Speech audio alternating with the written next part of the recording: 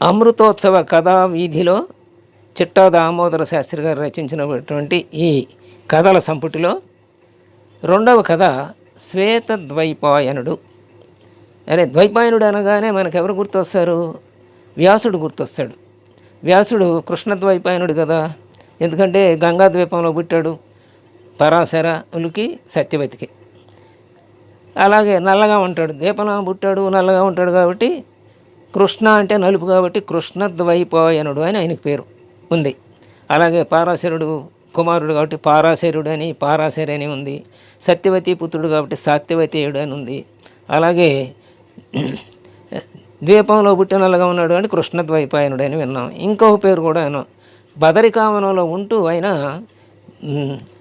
తన లక్ష్యమైనటువంటి ఆర్షధర్మానికి విశేషమైన కృషి చేశాడు కాబట్టి బాదరాయణ ఋషి అన్నాం.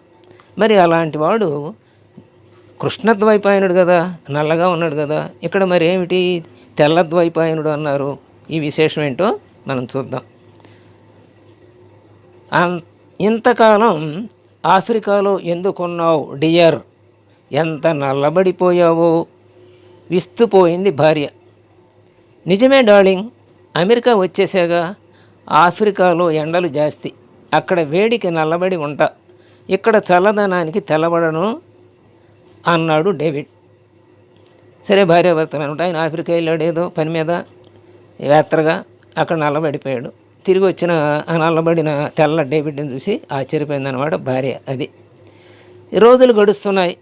మరి ఎవరైనా సరే తెల్లగా ఉన్నవాడు నల్లగా ఉంటే మరి మళ్ళీ మందులు వాడి తెల్లబడాలని అనుకుంటాడు కదా. అతగే నల్లబడ్డ ఆయన నెమ్మదిగా వైద్య పరీక్షలు చేయించుకున్నాడు, ఔషధాలు సేవిస్తున్నాడు. ఆయన కాలం గడుస్తుంది. కాలంతో పాటు ఆయన తెల్లబడకపోగా ఇంకా నల్లదనం ఎక్కువైంది.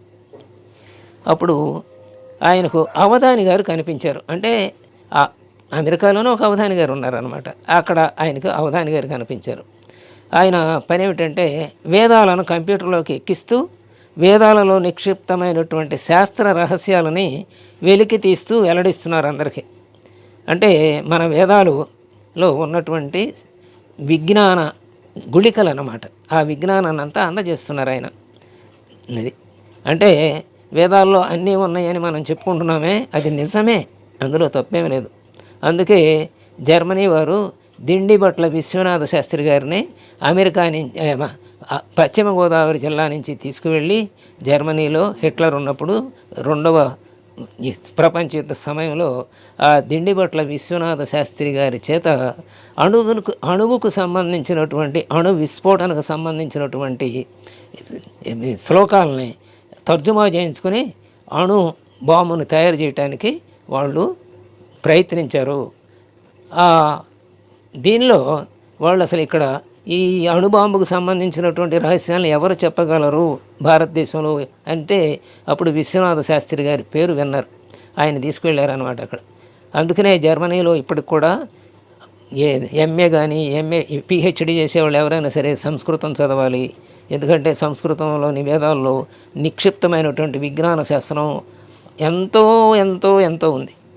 దాన్ని వెలికి తీసి ఆ విజ్ఞాన శాస్త్ర రహస్యాల్ని మానవాళికి అందించాలని వాళ్ళ ప్రయత్నం. అలాగే అవధాని గారు కలిసారు. అవధాని చేసే పని అదనమాట. శాస్త్రాల్లో ఉన్నటువంటి రహస్యాలన్నిటినీ ఆయన వెలికి తీస్తూ చెప్తున్నారు. అంటే సభలు అక్కడక్కడే ఏర్పాటు చేస్తున్నారు అన్నమాట ఆయన. ఆ సభకు ఈ డేవిడ్ కూడా, అంటే ఆఫ్రికా నుంచి నల్లబడి వచ్చినటువంటి ఈ తెల్ల డేవిడ్ అక్కడ కూడా వెళ్ళాడు, సకుటుంబంగా వెళ్ళాడు.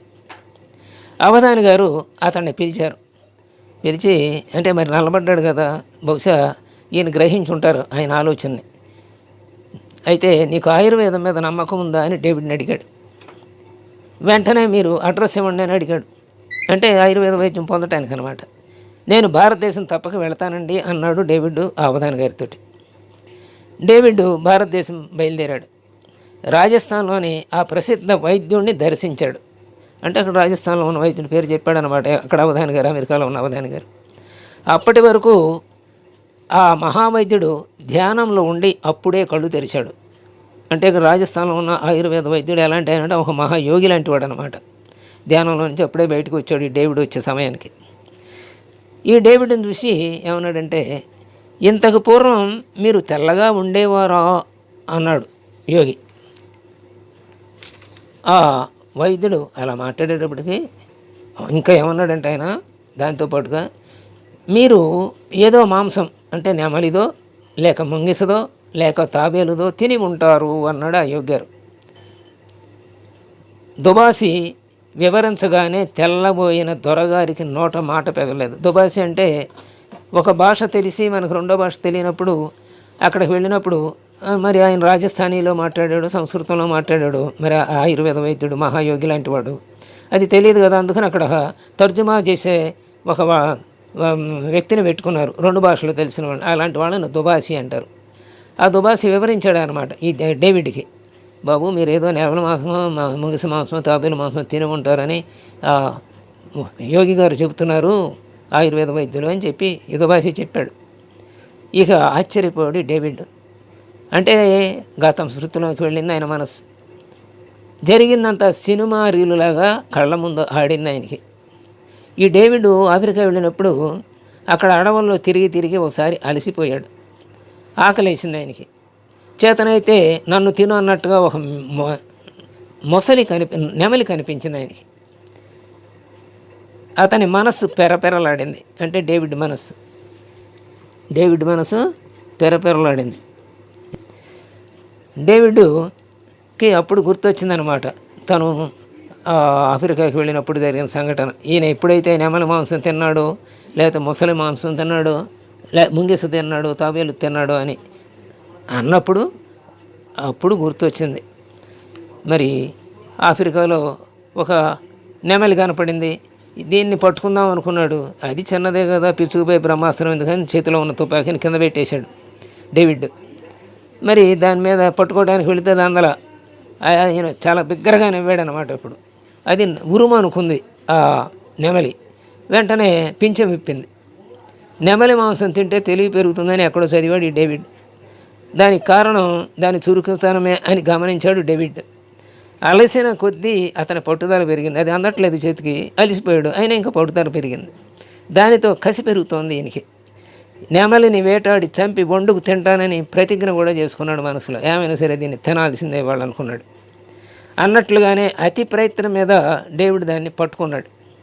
తన పాకకళ ప్రావీణాన్ని అంతా వలకబోసి గోమగోమగలాడేటట్లు చేశాడు. ఇంతలో 4 ఆడు నెమళ్ళు ఏడుస్తున్నట్లుగా కే కే అని అరుస్తూ వచ్చాయి. డేవిడ్కి వాటి మీద జాలి వేసింది, వాటిని వదిలేశాడు. కానీ సిద్ధాన్నాన్ని వదలలేడు కదా, నెమ్మదిగా లాగించేశాడు దాన్ని. ఆకలితో పాటు కోపము చల్లారింది. తన అనుభూతిని తన బంధుమిత్రులకు పంచిపెట్టాలనుకున్నాడు. తిరుగు ప్రయాణం కట్టాడు. ఓ పాపకార్యం చేసినా ఆ పాపకార్యాన్ని కూడా ఘనంగా చెప్పుకోవాలని పాపిష్టులు అనుకుంటారు. అసలు నెమల్నే ఏ జీవజాలాన్ని చంపకూడదు, అందులో అడవి జంతువులను అసలు చంపకూడదు, ప్రకృతి పర్యావరణాన్ని కాపాడాలంటే. అలాగే రావణాసురుడు కూడా ఏం చెప్పాడంటే, ఒకసారి నేను ఎట్టంటున్నా తెలుసా, నా అన్న అయినటువంటి కుబేరుడి దగ్గర ఆ పుష్పక విమానం లాక్కుని వచ్చినటువంటి వాడిని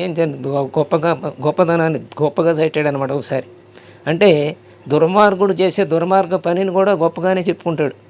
అలాగే ఈయన చేసినటువంటి ఆ హింసా కార్యక్రమాన్ని తన బంధుమిత్రులందరికీ చక్కగా చెప్పాలనుకున్నాడు. తిరుగు ప్రయాణం కట్టాడు. డేవిడ్ తన ఒళ్ళు మళ్ళీ చూసుకున్నాడు. ఆ కారణాన్ని అంత చక్కగా ఊహించిన ఆ మహావైద్యుని పాదాల మీద పడ్డాడు. అంటే ఆయన అన్నాడు కదా, తెల్లగా ఉండేవారా ఇదివరకు మీరని.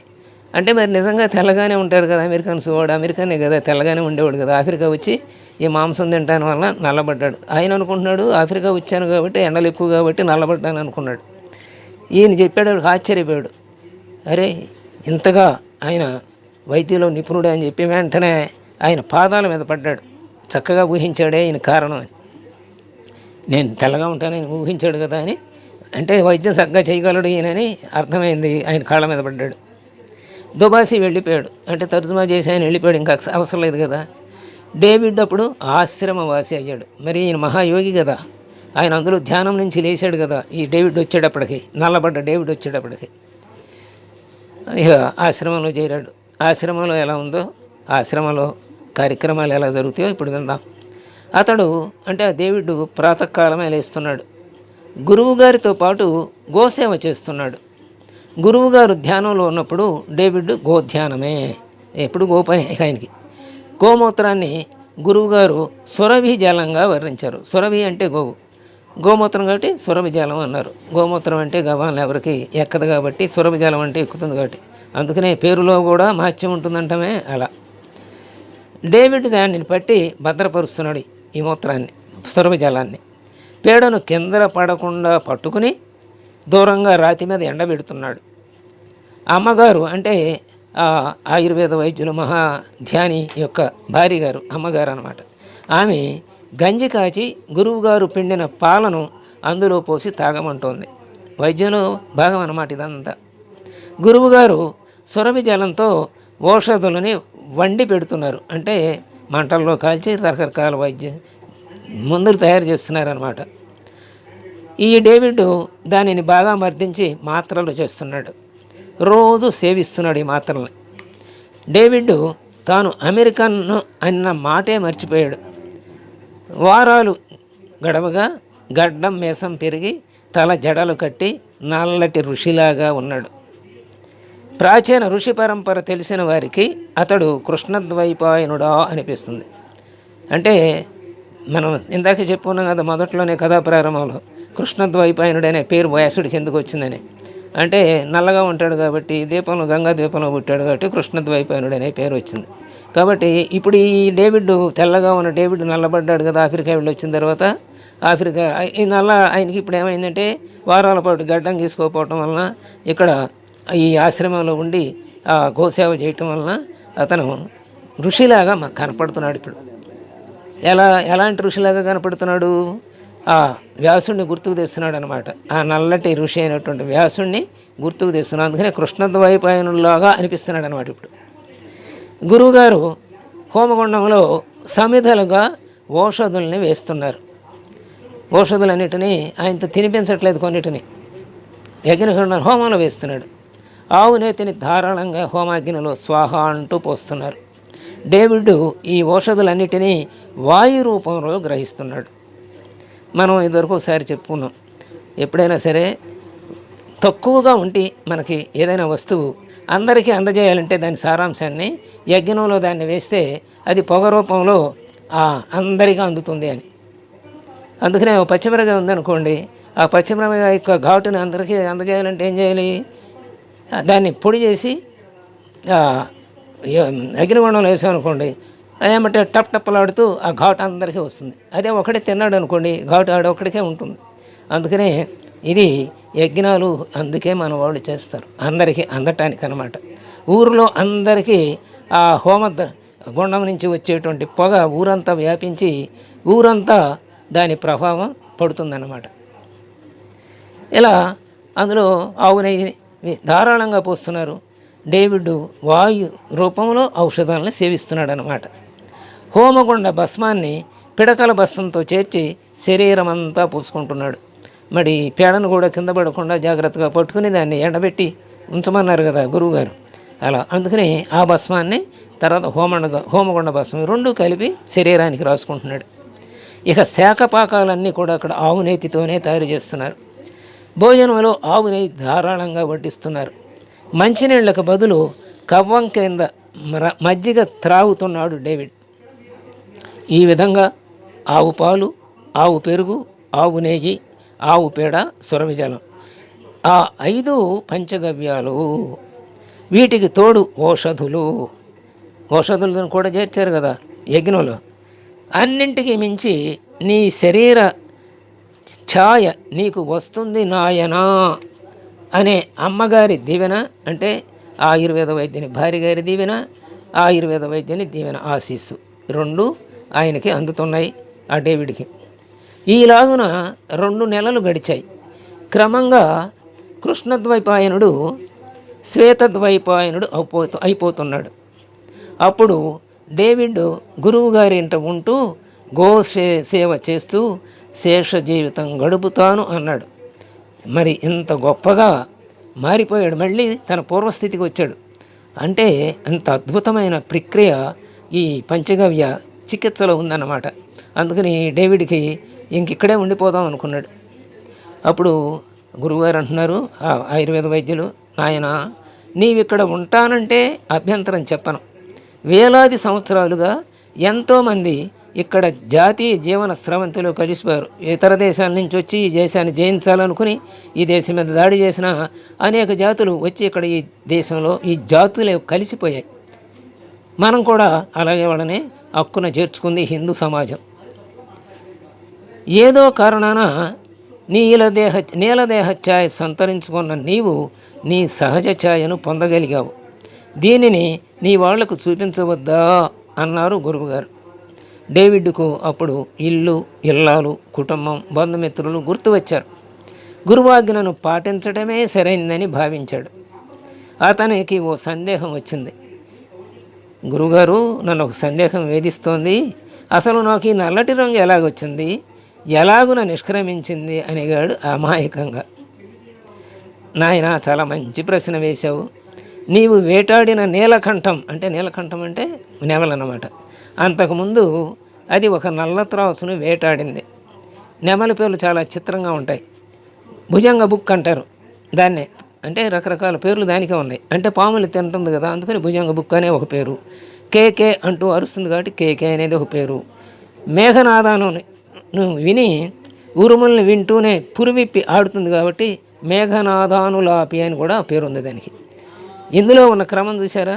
ముందేమో తింటుంది, తర్వాత ఏమో అరుస్తుంది కేకే అని, ఆ తర్వాత పురి విప్పి ఆడుతుంది. అంటే పాముని తిన్న నెమలి అరుస్తుంది ముందు, తర్వాత ఆడుతుంది. దాంతో తాను తిన్నది ఎంతైనా ఎంత మహాసర్పమైనా సరే జీర్ణమైపోతుంది.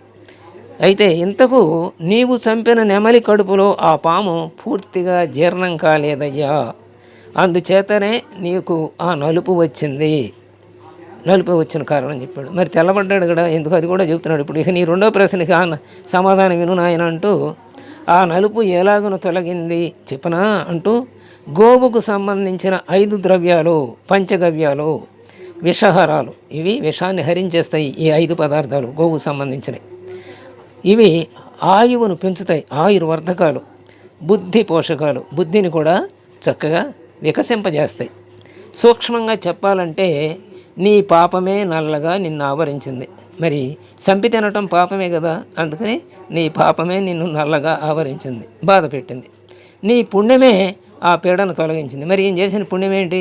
ఇంకా 4 నెమళ్ళు వచ్చి కేకే అని హృదయ విదారకంగా అరిచి వెళ్ళిపోయినాయి కదా, వాటి అరుపును విని వదిలేశాడు కదా జాలి వేసి. అది 4 నెమళ్ళని వీటిని కూడా చంపి తింటే బాగుంటుంది, వీటిని అన్ని పట్టుకెళ్ళి ఇంటికి రోజు కోడి దంపుతుందాం అనుకోలేదు కదా, అలా అక్కడ జాలి చూపించాడు. అదే పుణ్యం అన్నమాట. పాము అనగా నల్లతాసును నోట గరిచిన నెమలి గుర్తుకు వచ్చినప్పుడు ఈ డేవిడ్కి. పుణ్యం అనగానే కేకే అని అరుస్తూ వచ్చిన ఆడనెమళ్ళను తాను వదిలివేయటం స్ఫురించింది. అంటే పాపమేదో పుణ్యమేదో అర్థమైంది. దానిని మించింది ఈ గోసేవ అనిపించింది ఆయనకి. ఇక డేవిడ్ కాదు, ఇప్పుడు ఏమనుకుంటున్నాడు? శ్వేతద్వైపాయనుడికి. డేవిడ్ కాదు ఈయన, శ్వేతద్వైపాయనుడు అని చెప్పి ఈ కథకు చక్కని పేరు పెట్టారన్నమాట. కృష్ణద్వైపాయనుడల్లా పంచగవ్య చికిత్స ద్వారా శ్వేతద్వైపాయనుడు అవ్వారు. మన ఆయుర్వేద వైద్యాన్ని గురించి ఎంత గొప్పగా ఒక పరదేశస్థుడికి, అమెరికా వాడికి అవధానులు గారు తెలియజెప్పారు. అలాగే అవధానుల మాట వినగానే ఆ అవధానులు గారు చెప్పిన వైద్యుడు రాజస్థాన్లో ఉంటే ఆయన దగ్గరకు వచ్చి, వైద్యుడు నీవు ఇంతకుముందు నల్లగా ఎర్రగా ఉండేవాడు, తెల్లగా ఉండేవారా అని అడిగితే, అరే ఈయన ఎలా కనిపెట్టాడు అని చెప్పి, ఈయన ఏదో గొప్పవాడు అని చెప్పి ఆయన కాళ్ళ మీద పడి ఆయనకి సేవ చేసి, ఆ తర్వాత 2 నెలలు ఇక్కడ పంచగవ్య చికిత్స తీసుకుని తెల్లబడ్డాడు. అందుకని శ్వేతద్వైపాయనుడు అని ఈ కథకి పేరు పెట్టారు చిట్టా దామోదర శాస్త్రి గారు. స్వస్తి.